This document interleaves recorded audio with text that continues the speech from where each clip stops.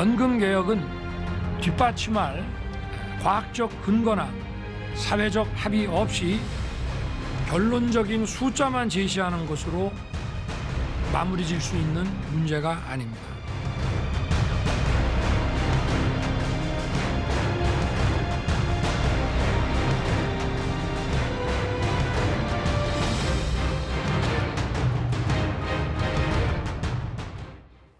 저출생과 인구 감소 문제로 해가 갈수록 국민연금 기금이 점점 줄어서 2055년이 되면 바닥을 드러낼 것이다. 국민연금에 대한 우려와 개혁의 필요성은 어제 오늘의 얘기가 아닙니다. 어제 정부가 국민연금 개혁안을 국회에 제출했습니다. 그런데 개혁안을 넘길 때 정작 가장 많은 주목을 받았던 그 구체적인 숫자들, 그게 다 빠져서 맹탕 개혁이 아니냐, 이런 비판도 지금 나오고 있습니다. 이제 공이 국회로 넘어갔지만 총선이 지금 얼마 안 남았기 때문에 그전에 어떤 합의안이 나오기는 현실적으로 힘들어 보이고요. 윤석열 대통령이 이른바 3대 개혁안 가운데 하나로 얘기했던 연금 개혁이 사실상 실패했다는 지적까지 지금 나오고 있는 상황인데 오늘 정부가 제출한 국민연금 개편안을 놓고 몇 가지 쟁점을 짚어보도록 하겠습니다. 좀 안내해 드릴 것도 있고요. 국회 연금특위 민간위원으로 활동하고 있는 한림대 사회복지학과의 석재훈 교수 제 옆에 나왔습니다. 어서 오십시오. 네, 안녕하십니까. 오늘 생소한 개념들이 많아서 사실은 그 개념 설명도 함께 해주시고 그러면서 논평도 좀 첨부해 주시는 형태가 되어야 하지 않을까 생각이 들더라고요. 이게 사실은 논평만 했다가는 이게 개념 정립도 안 돼 있는 상황에서 저도 좀 어렵게 공부를 하고 들어왔는데 근데 이번에 이제 많은 비판이 있었던 이유가 정작 그 숫자가 빠졌다. 그러니까 국민연금 관련해서 이제 내가 얼마나 돈을 내고 얼마나 나중에 돈을 받고 또 언제부터 받느냐 이게 이제 핵심인데 관련해서 그거를 숫자를 어떻게 바꿀 것인지가 정작 정부 안에는 빠져 있어서 지금 비판을 받고 있는 거 아닙니까? 그래서 저희가 잠깐 그래픽을 준비했는데 보고 먼저 가겠습니다. 그래서 국민연금 돈 얼마나 내느냐 그 비율을 이제 보험료율이라고 하죠. 현행 이제 9%로 되어 있는데요. 본인 소득에. 받는 돈, 나중에 받는 돈은 소득 대체율이라고 합니다. 왜냐하면 이제 소득을 얼마나 대체하느냐 그걸 얘기하는 거니까 지금 40%로 되어 있습니다.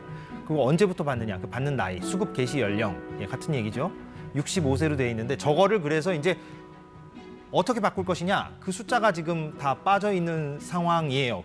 그리고 국회로 그냥 공이 넘어가 있는 거라서 일단 이 부분에 대해서는 좀 어떻게 좀 보시는지. 일단 통상적으로 연금 개혁안을 낼 때는 얼마나 내고 그다음에 얼마나 받을 것인가 그리고 언제 받을 것인가라는 내용이 주요 핵심 이제 모수 개혁안의 핵심이라고 할 수는 있는데 그러니까 통상적인 연금 개혁안의 제시 방안은 아니에요.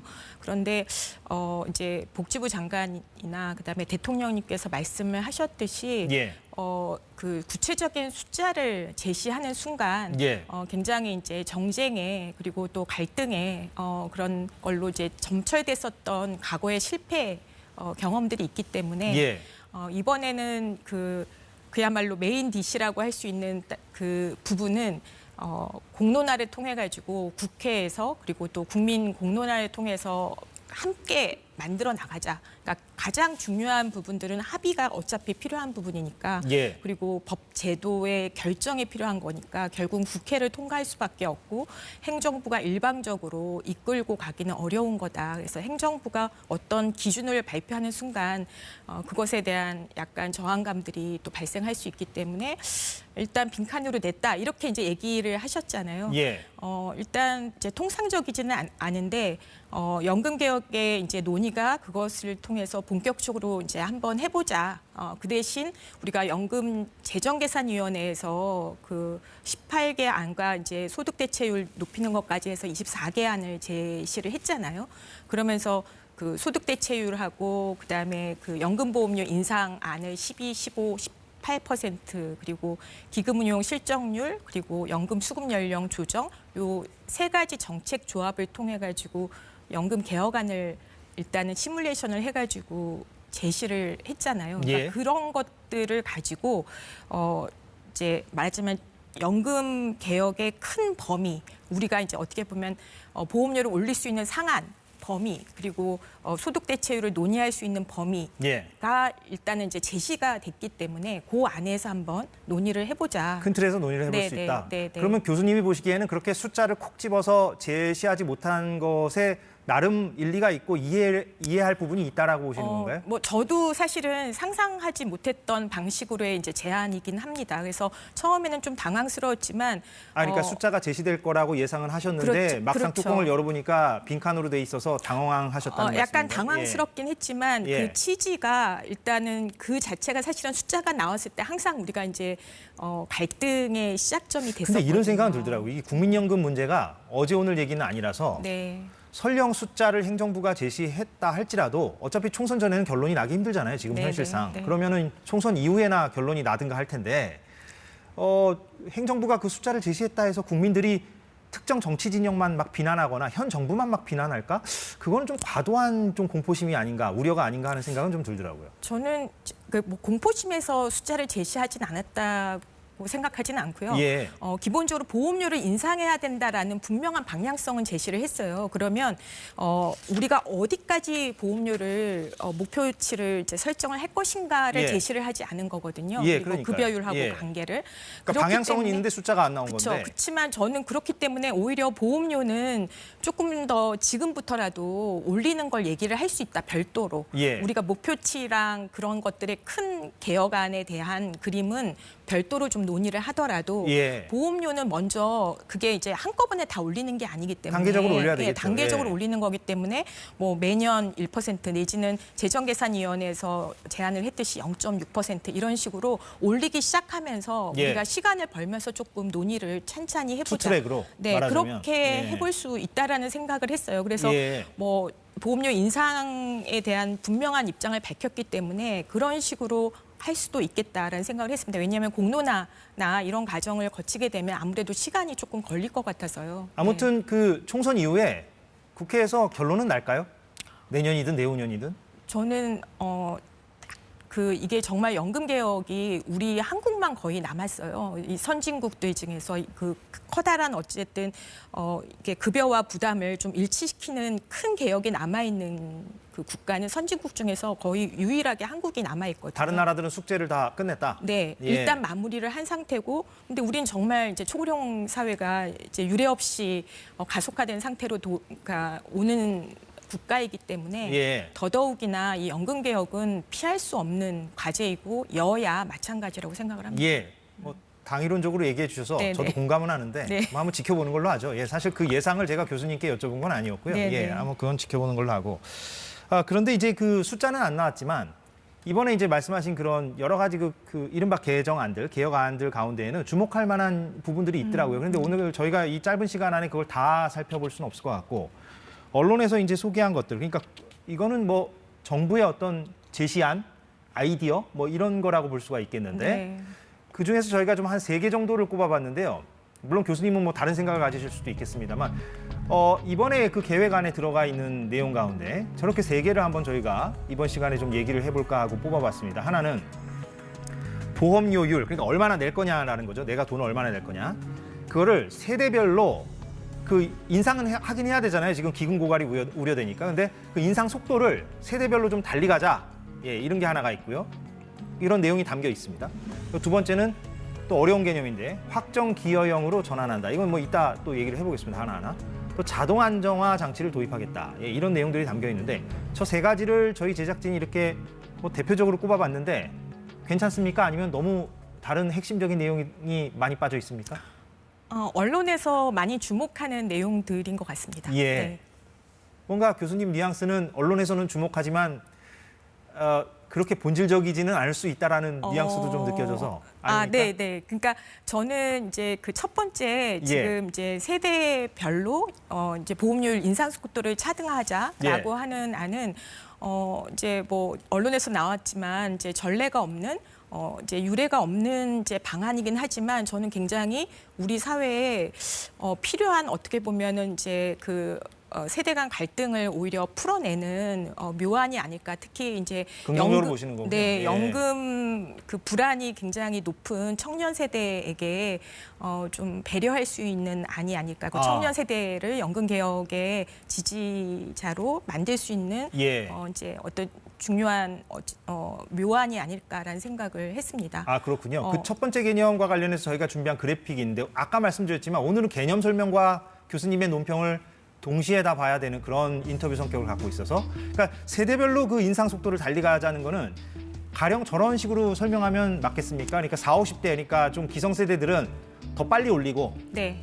20, 30대 조금 젊은 사람들은 천천히 올린다. 네. 왜냐하면은 뭐 당연한 얘기긴 하겠습니다만 40, 50대들은 그 20, 30대에 비해서 내는 기간이 짧으니까. 네, 예, 그렇죠. 높은 예. 올린 보험료를 내는 기간이 짧고 예. 청년들은 이제 그 올린 상태에서 내는 기간이 굉장히 장기적으로 내야 되기 때문에 예.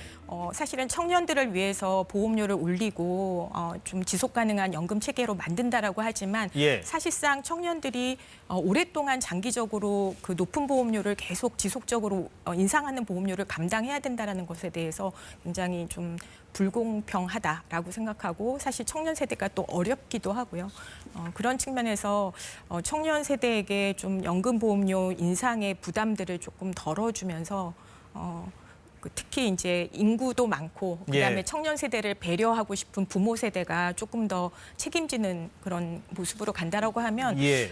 저는 그것이 뭐 세대 갈등의 새로운 또 시작이 아니라 이제 청년 세대에게 좀 더 연금에 대해서 안심하고 또 불안을 제거하고 예. 그런 연금에 대해서 어쨌든 호의적인 마음들을 좀 가질 수 있도록 할 수 있는 알겠습니다. 안이 예, 아닌가. 저 취지는 이해가 됐고 또 거기에 대해서 교수님께서 긍정적으로 평가하신다는 걸로 네, 제가 네. 이제 받아들이겠고 시간이 빨리 흘러가네요. 저희가 그래도 3가지 개념은 다 소개를 시켜드리고 네. 끝내야 되는데 네네.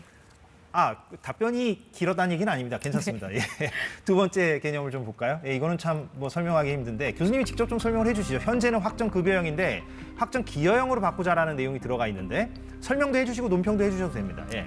그러니까 저게 확정 어떤 급여형은 개념입니까? 이제 예. 급여를 확정을 하는 거예요. 지금 예를 들면 우리가 급여율이 40%다라고 예. 하면 본인 소득의 40%를 40년 가입하면 받을 수 있다. 이걸 확정하는 거고 그러니까 금액이 딱 정해져 있죠. 받을 수 있는 급여가 정해져 있는 그렇죠. 것이고요. 나중에 당신이 이렇게 받는다. 그렇죠. 예. 그다음에 확정 기여형은 그야말로 기여를 확정하는 거예요. 자기가 내는 보험료, 지금 9%를 내고 있잖아요. 예. 그럼 9%를 확정하거나 아니면 우리가 보험료를 올렸을 때 12%, 15%를 확정하고 그 확정한 그 보험료로 기금 이제 적립기금을 운용을 해서 그 운용 성과에 따라서 급여가 나중에 이제 달라지는 거죠.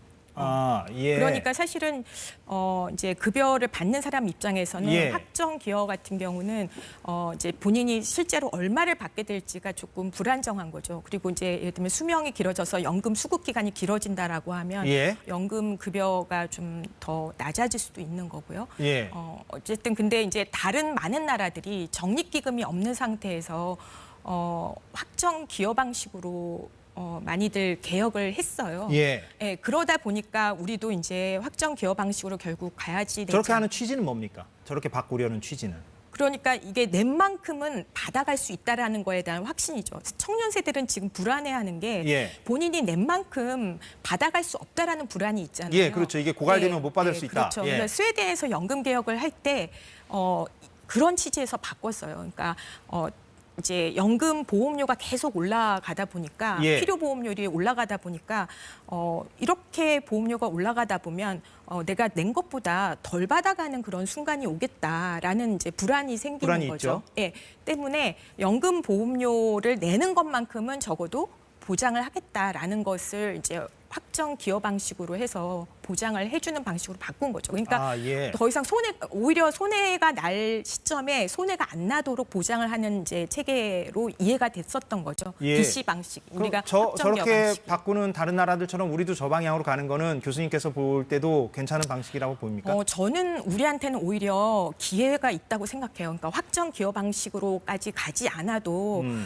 적립기금을 우리가 유지하는 방안이 이번에 재정계산위에서 안에서 24개, 18개 안에서 5개 안이 적립금을 유지할 수 있는 안으로 나왔거든요. 그럼 적립금을 유지하게 되면 적립기금에 대한 운용 수익률하고 보험료가 같이 재정을 만들 수가 있잖아요. 그러니까 확정 기여 방식으로까지 넘어가지 않아도 오히려 어떻게 보면 시간적 여유가 있다는 건가요? 낮은 우리한테는 기회가 있다는 생각이 들어요. 그래서 확정 기여 방식으로 가면 그건 이제 완전히 이제 보험료로만 연금 급여를 만들어야지 되는 거거든요.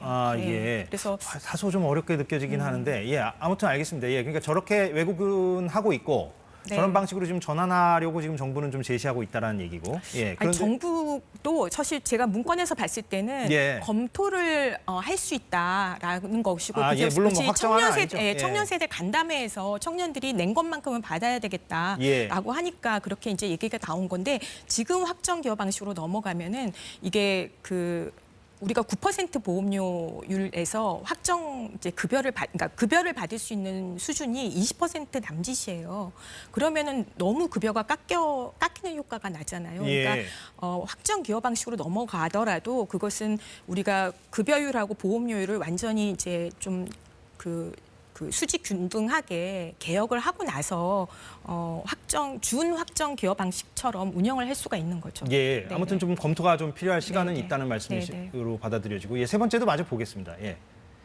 자동 안정화 장치라는 게 이제 뭐냐? 아까 저희가 열거한 것 중에 이제 세 번째인데, 여러 가지 이제 변수가 있을 거 아니겠어요? 평균 수명도 좀 달라질 수 있고, 경제 상황도 좀 달라질 수 있고, 수익률도 달라질 수 있고요. 기금을 운용할 때, 그럴 때 받는 돈, 그거를 이제 자동적으로 조정하도록, 그래서 사회적 논란이 없도록 한다, 뭐 이런 취지인 것 같은데. 그러니까 자동 안정 장치는 일단 선진국에서 한 것처럼, 그리고 우리가 하려고 하는 급여와 부담을 어느 정도 일치시키는 큰 개혁을 하고 나서 이제 우리가 계속 인구가 고령화되고 굉장히 경제가 이렇게 변동이 있고 하는 불확실성이 크잖아요. 그러니까 큰 개혁을 한 다음에 그런 어떤 평균 수명이 계속 늘어나거나 경제가 이제 변동하는 거에 따라서 매번 개혁을 하는 것은 피로감도 있고 하기 때문에 사회적 논란이 커지죠. 자동적으로 이제 수명이 연장되는 거에 따라서 내지는 경제 변동에 따라서 자동적으로 계산이 돼서 급여를 조정하는 방식인 거죠. 근데 크게 조정을 하는 건 아니고 미세 조정이 물론 그러겠죠. 그렇죠. 그래서 자동 안정화 장치는 나중에 우리가 연금 개혁을 하고 나서 그 이후에 붙여야지 되는 장치. 아무튼 저 방향도 뭐 나중이라고는 하시지만 뭐 필요하다고 보십니까? 네, 이번에 큰 개혁을 하고 나서 고려할 수 있는 방안이라고 생각합니다. 일본이 뭐 저런 방식을 취하고 있다라고 제가 듣는 일본뿐만 아니라 스웨덴, 독일, 대부분의 선진국들이 또 많은 큰 개혁을 하고 나서, 그리고 아까 확정 기여 방식과 또 붙여가지고 자동 안정화 장치를 이제 도입을 하고 있어요. 그러면 교수님께서는 이제 아까 제가 이제 서두에 말씀드렸듯이 국회 연금특위 민관위원으로도 활동하고 계시기 때문에 이제 공이 이제 국회로 넘어왔으니까 앞으로도 계속 거기서 이제 논의를 활발하게 하실 텐데, 큰 개혁 이런 말씀을 지금 계속 해주셨잖아요. 그럼 그 큰 개혁이라 하면 아까 비어있던 그 빈칸을 채우는 그걸 얘기하시는 겁니까? 그 부분을 좀 확정하고 거기에 대해서 합의가 좀 확정되는 거를 얘기합니까? 일단 보험료 인상이나 급여율에 대한 조정 이런 부분에 대한 큰 합의가 있어야지 되고, 그것뿐만 아니라 지금 국회 연금특위에서는 특히 구조개혁 관련해가지고 같이 논의를 하거든요. 국민연금과 기초연금, 퇴직연금 이런 관계들을 같이 보면서 다층 체계로서의 공적연금이 기본 보장을 어떻게 지속 가능하게 보장할 수 있느냐? 다른 연금과의 연관성도 있으니까. 그렇죠. 그 부분을 같이 보고 있는 것이고요. 그런 거를 먼저 하는 게 좀 필요하다, 큰 틀에서. 그게 이제 핵심 과제다. 같이 논의를 해야 된다. 그러니까 모수개혁하고 구조개혁을 같이 논의를 해서 우리가 필요한 그 보장성이라는 부분, 그다음에 부담 가능성이라는 부분을 고려해서 판을 같이 짜야 된다라는 거죠. 알겠습니다. 오늘 인터뷰는 좀 여기서 마무리하겠습니다. 한림대 사회복지학과 석지영 교수였습니다. 고맙습니다. 네, 고맙습니다. 사사건건 오늘 여기까지 하겠습니다. 저희는 내일 오후 4시에 돌아오겠습니다. 고맙습니다.